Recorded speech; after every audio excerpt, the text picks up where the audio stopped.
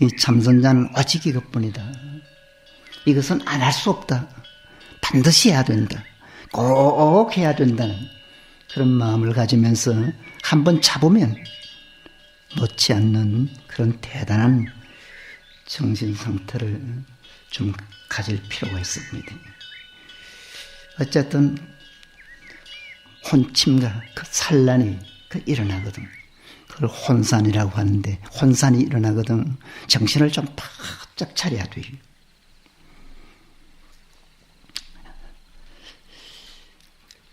그래서 좀 바짝 차린 그런 상태에서 화두를 참으로 애쓰면 화두가 이외로 또 잘 되기도 합니다.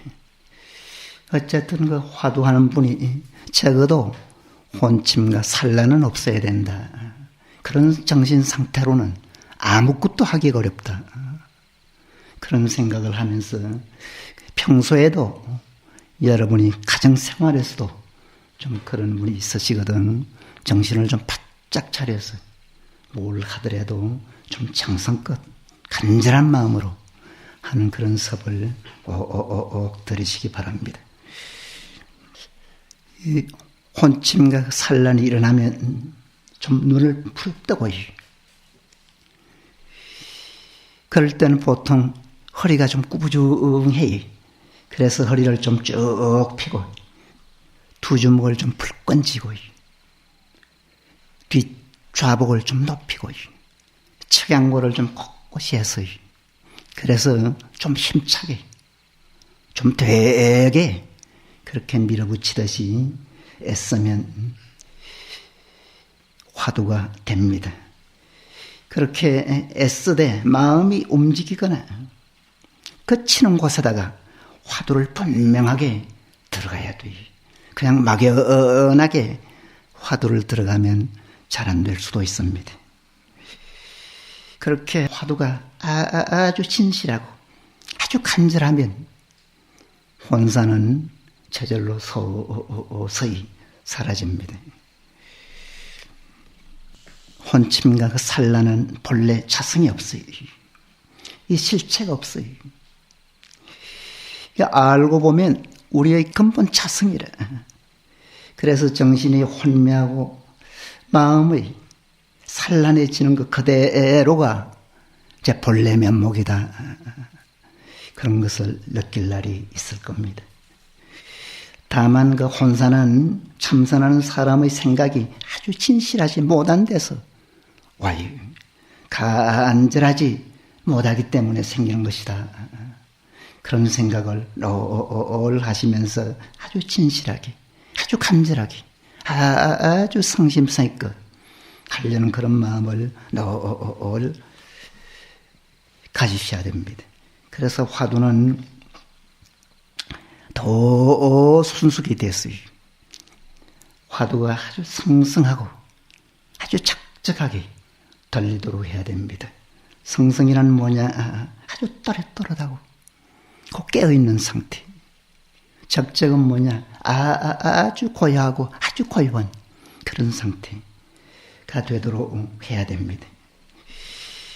이 성성은 어둡지 않고 깨어있음으로써 흐릿하고 멍청한 그 마음을 다스리는 이 착용을 말이에요. 그런가 하면 적적은 한결같이 고요함으로 객관의 경계와 온갖 폰의 망상을 다스리는 본체를 말한다고 할 수 있습니다. 그래서 이 화두가 잘 되느냐 못 되느냐는 이 얼마나 성성하고 얼마나 착적하냐로 따지시면 됩니다. 그래서 화두가 성성하고 아주 적적하게 돌리면 그것이 적당하게 아주 바란스가 맞으면 이 깨침이 서서히 가까워집니다.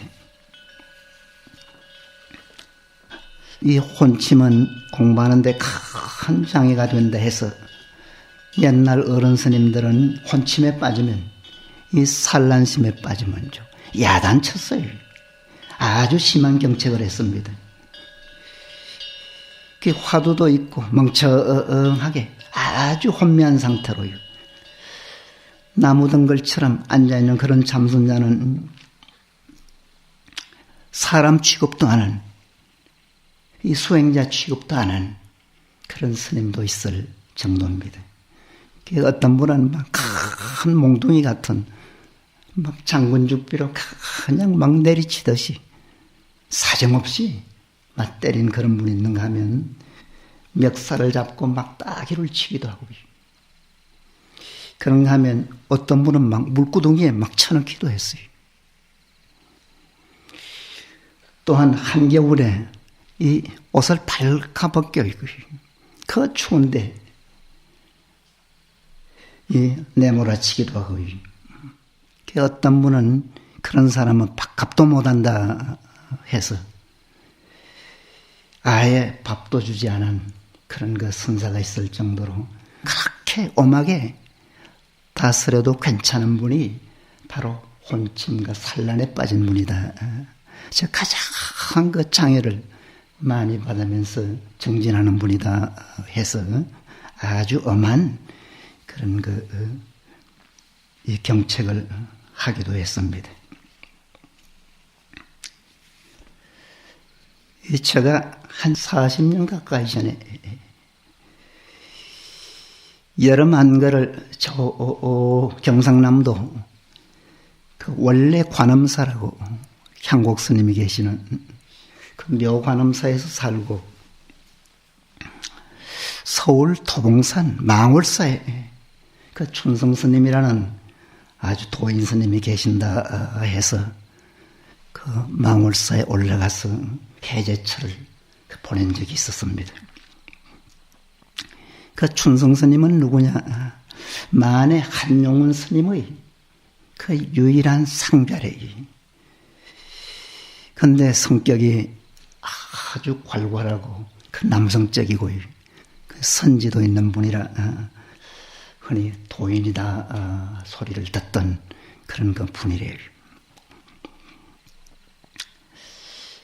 그 재미있는 일화가 있는데 그 6.25 사변 직후라고 해요. 그때 그 망월사는 뭐 퇴락이 돼서 아주 형편없었다는 거예요. 이 절을 좀 고치려고 해도 고칠 길이 아주 막연한 길이에요. 그래서 노장이 그 주변에 한 200년에서 300년 된 소나무가 많았답니다. 그 소나무를 수십 그루를 막 베제꼈는 거리. 그래가지고 어떻게라도 그 이제 중창을 하려고 해요. 그 소나무를 그렇게 많이 베제꼈으니 신고가 들어가는 거리. 그 어정부 영림 서장이 아무날 온나 하면서 그 오라고 통지가 왔더랍니다. 그러니 노장이 갖는 거래요. 그 망월사 큰 스님이 내려왔다 해서 영림 서장이 직접 그 취조를 하더라는 거래요. 그래 취조하는데 서장이 스님 이 본적이 어딥니까? 물었는 거래요. 그러니까 그 노장이 상큼하시는 말씀이 내 본적이 우리 아버지 자지지 했다는 거래요. 그러니까 그 말을 들은 그 영림서장이 하도 기가 막히니까 이 버럭 화를 내면서 이 책상을 꽉 치면서 무슨 소리냐고 막 야단치더라는 거래요. 그러면서 또 스님 그것 말고 본적을 물었는데 그렇게 말씀하시면 되느냐고. 아이 본적이 어디냐고. 그러니까 아이 우리 아버지 거기 아니면 우리 어머니 그거지 하더라는 거래. 그런데 그 노장님은 그런 말을 해도요 조금도 뭐 부끄러운 그런 생각을 안 는 분이래요. 직설적으로 그대로 표현하는 분이래요. 그러니까 그 영림 서장이 이젠 뭐 할 말도 없고 더 물을 말도 없는 길에 고래고래 막 고함을 치면서 이 늙은 중이 미쳐도 환장했구나 하면서 가라고 하더라는 거예요. 그러니까 노장이 나오면서 하는 이야기도 바른 말 했는데 그것도 못 알아들어 하면서 나오시더라는 그런 그 이야기가 있는 분인데, 그 스님은 그렇게 직설적으로 바로 그 말을 하는 그런 분이었는데, 그것이 선어라. 그게 바로 선이래. 이 보통 사람은 본 적이 어디냐 하면 경상북도 봉화군 어떻고 저떻고 이야기를 할 텐데, 그거는 몇 다리를 걸친 이야기래. 이 선은 바로 그렇게 이야기하는 거래. 즉 직관, 본대로, 느낀 대로 바로 이야기하는 것이 바로 선이래. 그래서 어쨌든 여러분께서 그것을 바로 느끼면 바로 이 자리가 부처 자리다. 처음에도 말씀드렸죠. 가장 행복한 자리가 이 자리라는 거래요. 그분은 그 삶까지도 그 비슷해요. 이 옷도 한 벌로 사셔요. 때가 잔뜩 묻으면 이 저녁에 대중이 다 자는데 살구머니 나가가지고 혼자 빠시는 거래요. 빨고는 설렁설렁 흔들어서 약간 꾸들꾸들하면 그냥 입는 거래요. 그 어떤 경우는 하도 때가 새카맣게 묻으니까 이제 비구니 스님 절에 가면 이제 옷을 한 벌씩 해주는 그런 예가 있다고 해요. 그러면 그 한 벌 새 옷 갈아입고는 그 헌거는 그냥 버리고 나오는 거래요. 돈도 그 객스님들이 오시면 돈이 있는 대로 호주머니 손 넣어가지고 집히는 대로 그냥 주는 거래. 뭐 헤아리고 그러는 법이 없어요. 그래 참 좋은 평을 듣는 그런 분이기도 해서 그분이 과연 어떤 분인가 좀 알고 뭐 공부도 좀 배우려고 갔더니 해제라 다른 대중들은 다 내려가고 그 노장님하고 어떤 수자 한 분이 계셨어요. 근데 노장님은 10시쯤 되면 눕는 거래요. 12시 되면 정확하게 일어나. 입을 덮는 법이 없어요. 늘 그 좌복으로 배만 덮고 그리고 주무시곤 했는데, 그 수자는 이제 해제철이고 하니까 거의 뭐 책이나 보고 뒷등산이나 하고 서울 시내나 나가고 그래. 그러니까 하루는 그 노장님이 부럽디다. 이 사람아, 그래 살아 되나? 그러면 중이 아니다. 좀 잘 살아라. 정중하게 좀 나무라시되. 근데 그 스님이 그 이야기를 듣고도 이제 추석 무렵이 됐는데 더 심해지는 거래요. 뭐 아예 앉을 생각을 않는 거래요. 근데 추석이 지나고 어느 날인데 그 오전에 그날은 좀 일찍 건방에 와서 이제 앉아요. 그러니까 앉자마자 막 코를 고는 거래요. 코라도 뭐 덜덜 골아요.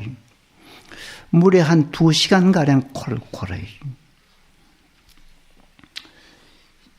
마침 그 마지종이 울릴 때가 됐는데 이제 종이 울리니까 그제서 노장이 벌떡 일어나더니 그 스님의 막 멱살을 쥐어요. 끌고 나가요. 그래서 그 앞에 수각이 있는데 수각에 막 그냥 거꾸로 막 집어넣어 버리는 거예요. 그러니까 그 스님은 막 물을 먹어도 꽤 먹는 것 같아요. 그 스님이 쓰는 그 소지품 일체를 막 꺼내더니 태우라고 하는 거예요. 그러더니 그 다음날 속복을 입혀가지고 산문 출송을 시키는 거예요. 옛날에 이조 때 그 우리네 할머니들 시집 가서 뭐 칠거지약에 걸리면 쫓겨났잖아요. 그렇듯이 전에서 이제 쫓겨나는 거래. 그 부모 옷을 입혀서 쫓아버리대. 훗날 저런 사람이 마군이다. 절대 절에 공부를 해서는 안 된다. 저런 사람은 그때 그 노장님 말씀이 죽여도 죄가 안 된다. 이 세속법으로는 참 죄가 되지.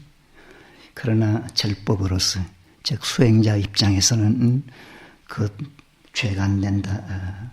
그렇게까지 강하게 그 말씀하시되. 그러고 나서 며칠 뒤인데 그 노장님이 서울에 다녀오더니 아주 뭐 기분이 좋아가지고 싱글벙글하면서 막 도량을 왔다 갔다 해. 그 스님 무슨 일이 있었습니까? 그러니까 좋은 일 있지. 좋은 일 있어. 그 좋은 일이 뭐냐? 그 망월사 올라가는 계곡이 있는데 계곡에 어떤 스님이 그 스님도 그 옷을 한 벌만 가진 스님이래. 오다가 물이 좋으니까 그 옷을 빨아가지고 발 위에 척 널고는 발가벗고 참선한다고 앉았었는 거래. 그러니까 그 모습이 그렇게 보기가 좋은 거래. 그래 와가지고 뭐 좋다. 좋으면 그 스님은 욕을 좀 잘했어요. 금방 욕을 연거푸 뭐 계속 해대는 거래.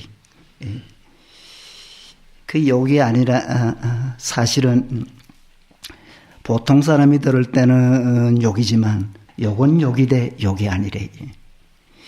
그런데 그 스님이 그날 저녁에 올라오더니 그때 이제 겨울 나무 하려고 그냥 주변에 그 나무를 많이 패놨었어요. 그 다음날 그 스님이 그 나무를 그 많은 나무를 한 20일간 걸려가지고 그 나무를 자르고 그 쪼개고 뭐 반듯하게 잘 개놓고는 하루는 다 하고는 이제 옷을 빨아입고는 이제 그 다음날 아침에 내려가려고 해요. 그 막 내려가는데 그 노스님이 부럽디다. 그래 불러서 가니까 뭐 이만한 보따리를 하나 줘. 제법 큰 보따리를. 그 다들 이제 멀리 가니까 그 수고한 스님이라 그 먹을 걸 좀 싸드린가 했더니 어쨌든 그 보따리를 줘요. 그 뒤에 이제 그 스님한테 이야기를 들으니까 그 돈보따리더라는 거리. 그때 그 망월사 이제 종불사 하려고 그때만 해도 뭐 이래 저축할 줄을 아마 몰랐을 거래. 저래 뭐 가지고 오는 쪽쪽 이제 모아놨는 거래. 그 모은 돈을 전부 줘버렸는 거래. 그 주고는 아이 종불사 잘했다. 종불사 잘했다. 하면서 그 잘했다고 막 기분이 좋아하던 그런 그 기억이 납니다. 그런 노장은 그 공부 잘하고 그 깨끗하게 사는 사람은 그렇게 막 좋아하는 거래요. 있는 거 그냥 다 줘버리는 거래요.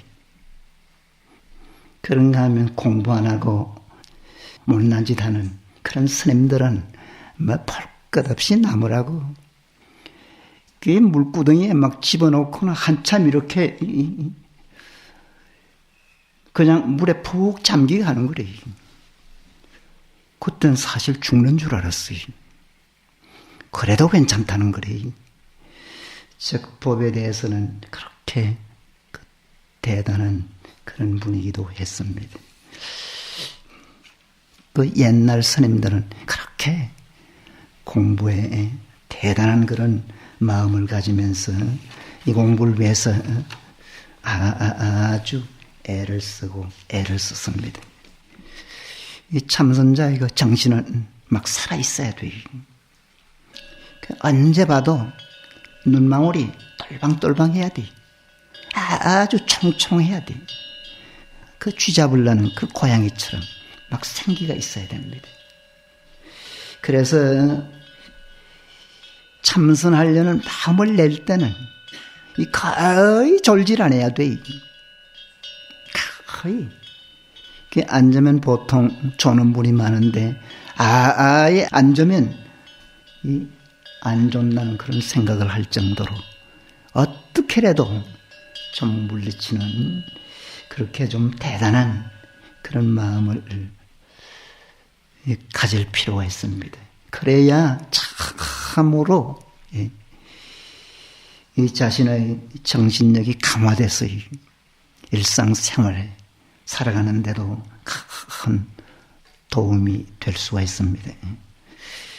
이 수면이나 혼침은 그 의지와 정신력을 시험하는 아주 좋은 척도가 됩니다. 이 수면이나 혼침이 조절되지 않으면 나는 아직 정신력이 부족하다. 나는 아직 공부할 정도가 못 된다. 공부할 생각이 없는 사람이다. 그런 생각을 하면서 화두 이전에 그 자식의 50 결심을 꼭 점검할 필요가 있습니다. 세 번째는 뭐냐? 화두 공부 중에 가장 참기 어려운 것이 바로 상기래. 기온이 올라가는 것, 열이 올라가는 것. 이 상기는 어떤 때 상기 정세가 오느냐? 화두를 머리로 드는 분이 있어요. 화두를 머리로 들면요. 그건 뭐 100사람이면 100사람, 1000사람이면 1000사람 다 그 상기가 있습니다. 화두는 절대 목전으로 들거나 눈앞에 한 30cm 정도, 아니면 1m 전방점 정도, 아니면 또 단전에 집중해서 들지 절대 머리로는 들어서는 안 됩니다.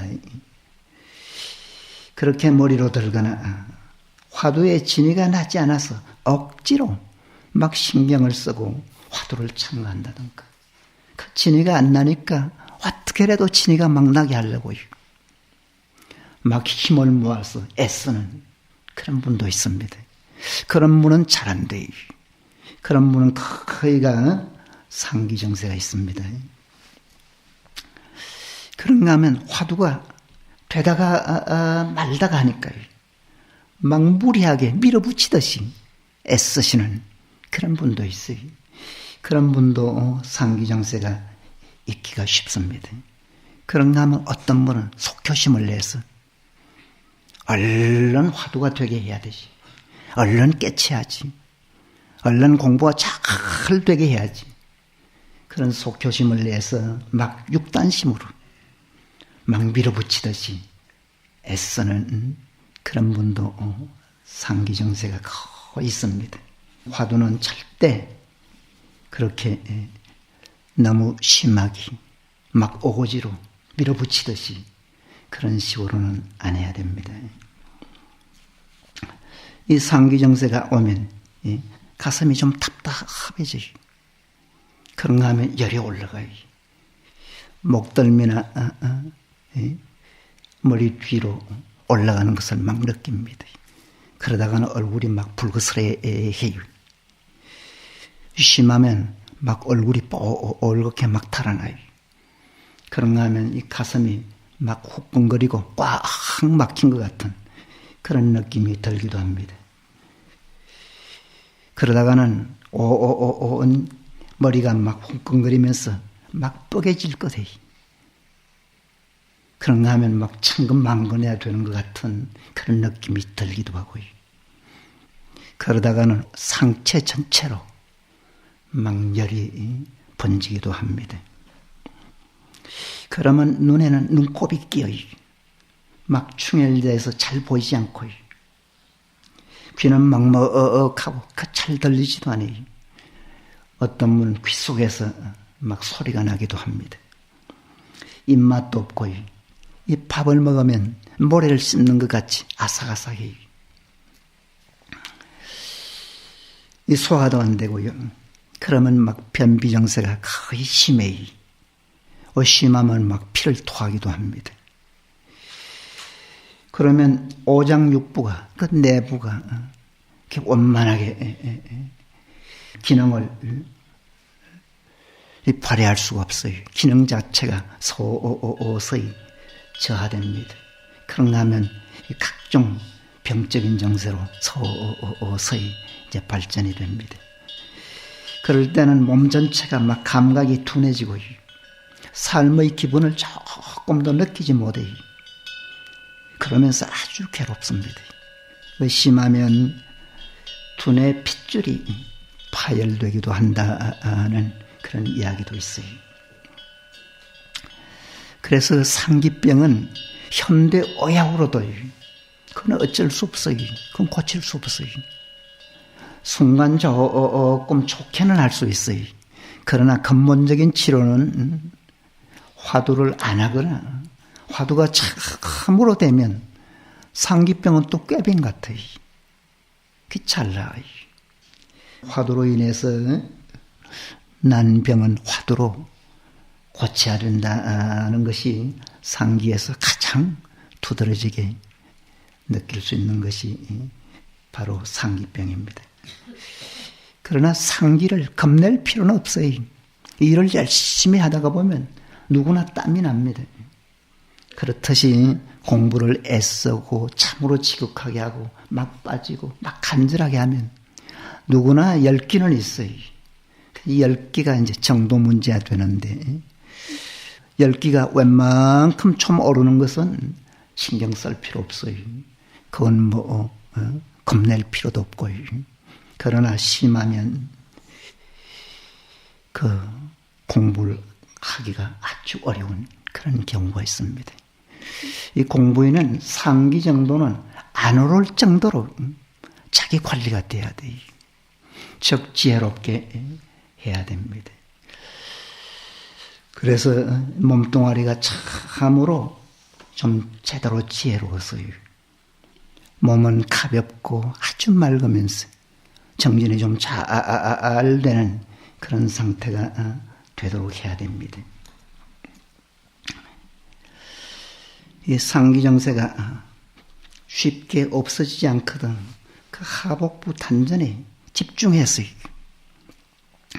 화두를 들거나 단전 호흡에 의지해서요. 화두를 꾸준히 참고하면 열이 내리고 맑고 몸은 가벼워져서 괴로움은 자연스럽게 사라집니다. 이 상기정세를 한번 심하게 하려면 이 상기 노이로제처럼 돼요. 상기만 이야기를 해도 그냥 막 열이 올라가는 것 같아요. 그래서 신경이 아주 날카롭고 분해망상이 많은 사람일수록 막 참기가 어렵고 심합니다.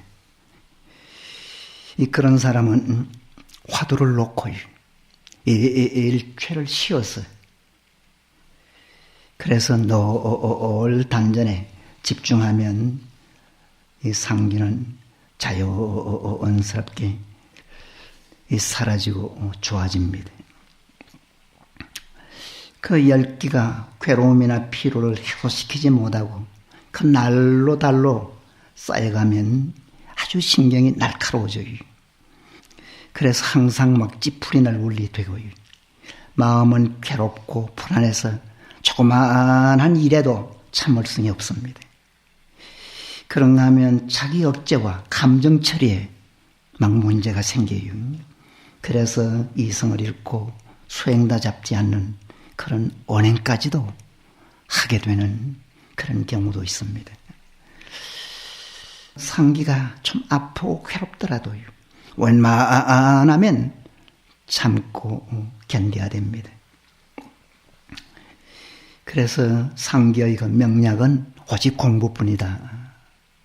공부만이 확실하고 분명하게 그렇게 치료할 수 있다는 그런 생각을 하시기 바랍니다.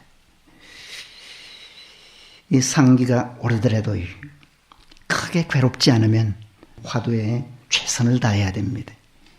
화두는 딱 한 번이라도 한순간이라도 놓치지 말고 이 공부에는 상기정세가 심해서 아무리 참고 견디기가 어렵더라도 그럴수록 자신을 잘 다스리고 안정을 시켜서 상기의 영향을 안 받고 지혜롭게 공부가 잘 되도록 해야 됩니다. 이 참선자는 단 한 번의 착오나 실수까지도 없도록 하는 그런 지혜를 짜낼 필요가 있어요. 그런 지혜를 여러분은 새 속에서도 그런 지혜로 살아가려고 애쓰시기 바랍니다. 이 상기정세나 혼침과 산란 같은 것을 체험하면 자기 인생에 아주 좋은 체험이 돼요.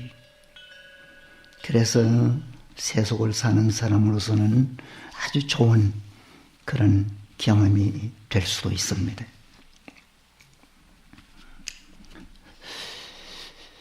공부는 아주 적당하게 할 필요가 있어요. 아주 지혜롭게 해야 됩니다. 공부도 알고 이 자기를 알아서 아주 지혜롭게 아주 적당하게 하면 이 공부는 아주 쉽게 바로 될 수가 있어요.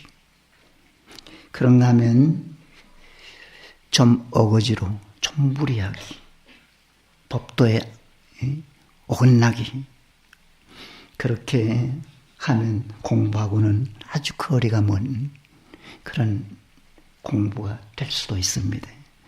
그래서 공부에 대해 좀 좋은 체험을 하면 그 자체가 참으로 좋은 경험이래. 그래서 인생의 어떤 경험보다도 좋은 그런 경험이 돼서 일생을 살아가는데 아주 좋은 그 자산이 될 수가 있습니다. 이 공부는 좀 잘하면, 전 잘한 건 아닙니다만은, 좀 잘하면, 사실 세속에 사시면서, 우리 스님들은 충분히 그럴 수 있겠지만, 세속에 사는 여러분은 그렇게 좀 어려울지 몰라도, 마음을 편안하게 가지고, 좀 어질게 행동을 하고, 그래서 부처님 같은 좀 존경스럽고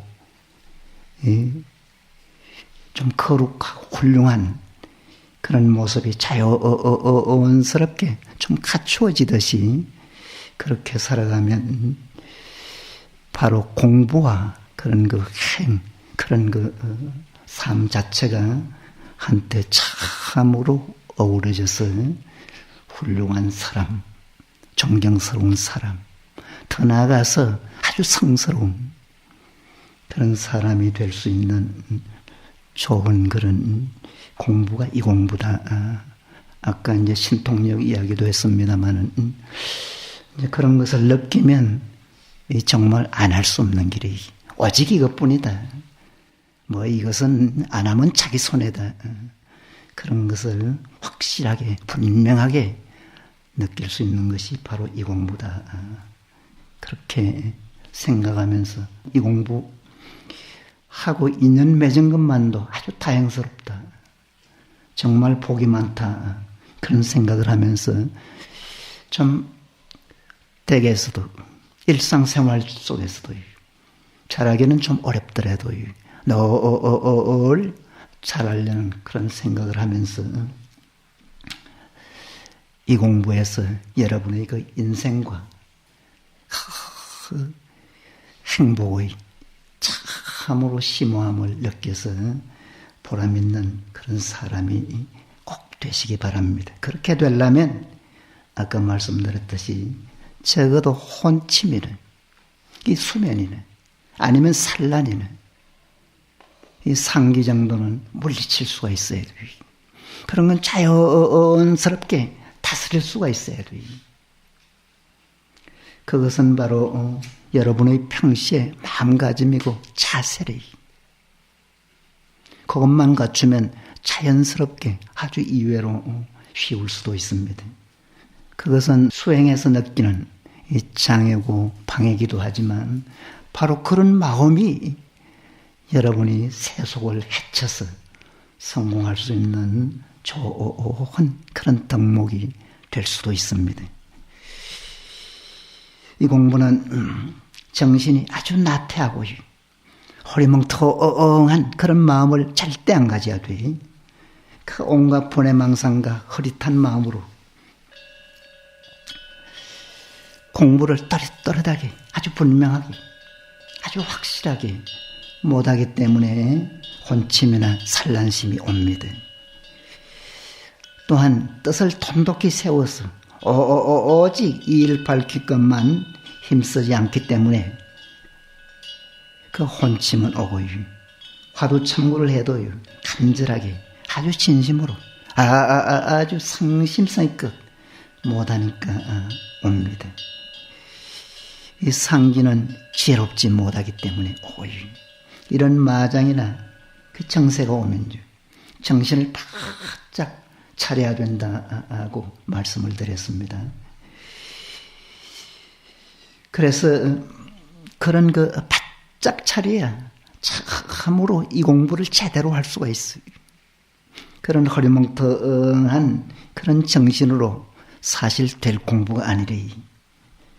공부는 마음이 문제다. 어떤 마음으로 하느냐가 중요하다고 했습니다. 마음을 좀 돈독히 가져서 정신을 똑바로 차려서 이 일 밝힐 것만 생각하듯이 오직 단 한 번도 실수가 없을 정도로 애쓰기를 바랍니다. 오늘 날씨가 좀 더운데 저 밑에 내려가면 그렇게 덥진 않을 겁니다. 여러분이 공부가 좀 잘 돼서 아주 성성하고 적적한 그런 상태가 돼서 더위도 있고 심지어 우리 절까지도 있고 막 산매에 폭 빠져서 공부하는 그런 보람과 긍지를 꼭 느끼시기 바랍니다. 성불하십시오.